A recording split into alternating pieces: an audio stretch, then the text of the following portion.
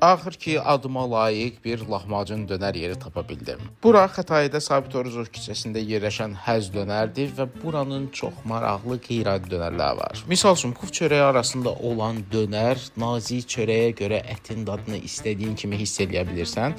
Düzdür, Nərgiz dedi ki, tez zırılır dönərin xəbəri, amma məncə o düzgün yemək qaydasını bilmirdi. Burada ən sevilən dəli yeməklərdən biri quzu təndir adlanan bu yeməkdir. Əgər siz də mənim kimi quzu ətini sevirsinizsə, mütləq şəkildə bu yeməyin dadına baxmalısınız. Digər dəli yemək isə bu mega lahmacun dürümdür. Əvvəlcə lahmacunun arasına pomidor qoyulur, sonra onun üzərindən ət və bundan sonra bükülür. Amma bir şey yaddan çıxartmışdılar. Təbii ki, mərmini yaddan çıxartmırıq. Bu möhtəşəm 2 nəfərlik yeməyin qiyməti cəmsi 25 manatdır. Və sizin yediyiniz ən qeyri-adi dönərlər harda olub? Zəhmət olmasa şərhlərdə qeyd edin. Videonu like edən hər kəsə təşəkkürlər.